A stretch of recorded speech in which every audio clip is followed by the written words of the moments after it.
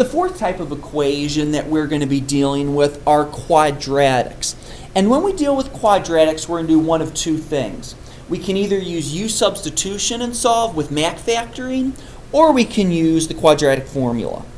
So the first example right here, 2 cosine squared of x plus cosine of x minus 1 is equal to 0. This one's in the form of a quadratic. Now, one of the things we'll be looking at is we've got to make sure our trig functions are the same here. In this case, cosine and cosine are the same, so I can simplify and solve. So this one is going to be a Mach factoring problem. I've got a -1 in back, a +2 in front. So I want to know what multiplies to be -2, because 2 times -1 is -2, then adds to be a +1. And the answer to that, or the two factors, are going to be a +2 and a -1. So my factors are going to be +2 and -1. If I multiply these two together, -1 times 2 is the -2. +2 plus a -1 is going to be the +1. So I'm going to rewrite this in terms of +2 and -1. So 2 cosine squared of x, that stays the same, plus 2 cosine of x minus 1 cosine of x minus 1 equals 0. Now, if that step was really confusing for you, what I just did and how I came up with this 2 cosine of x and minus 1 cosine of x, in your head off to the side, you could be thinking about U substitution.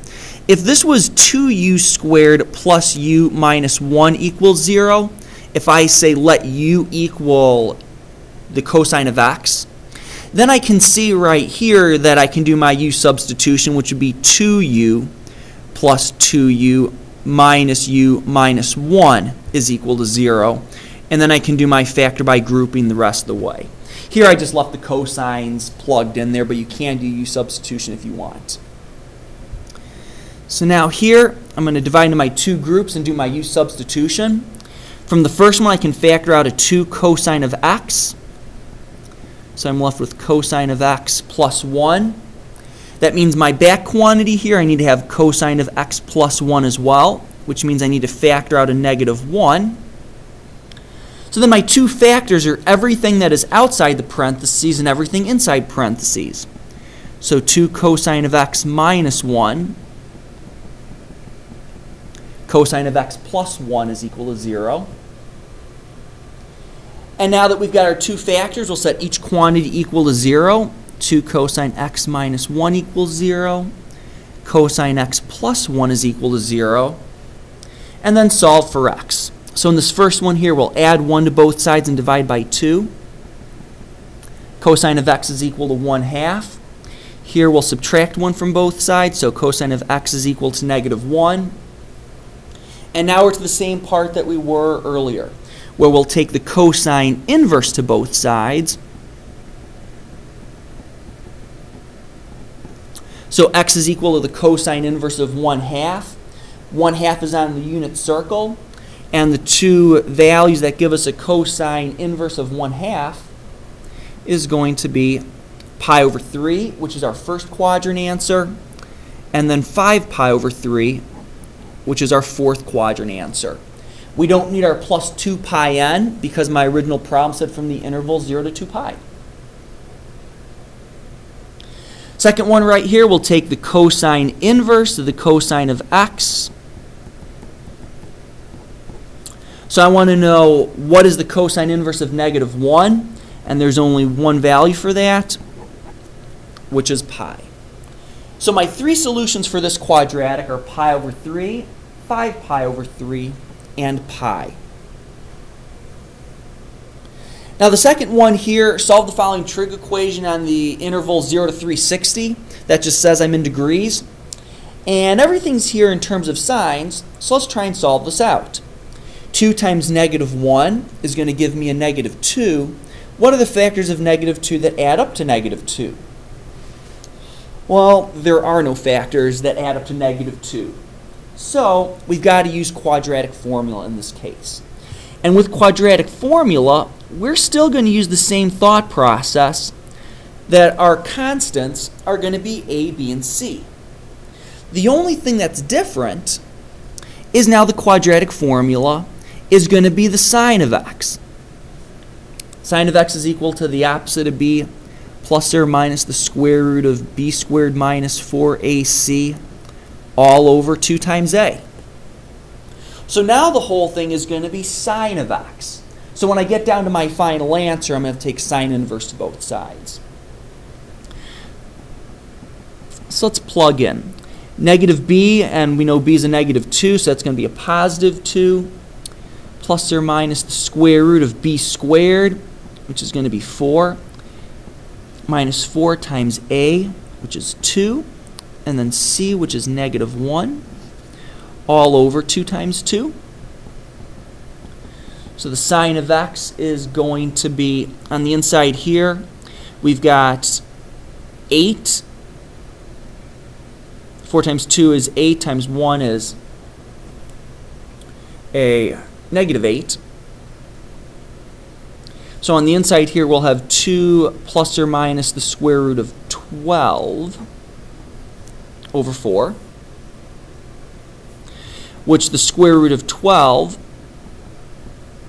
simplifies to 2 square root of 3 over 4.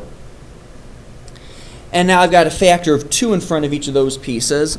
So this simplifies to 1 plus or minus the square root of 3 over 2. So really what we've got now is that the sine of x is equal to 1 plus the square root of 3 over 2. And the sine of x is 1 minus the square root of 3 over 2. So in order to solve that out, we'll do just what we did before. We'll take the sine inverse to both sides. 1 plus square root of 3 over 2. Sine and sine inverse cancel out. And then over here, the sine inverse of the sine of x. The sine inverse of 1 minus square root of 3 over 2. And we'll plug that into our calculator. So here at the first one, sine inverse of 1 plus square root of 3 over 2.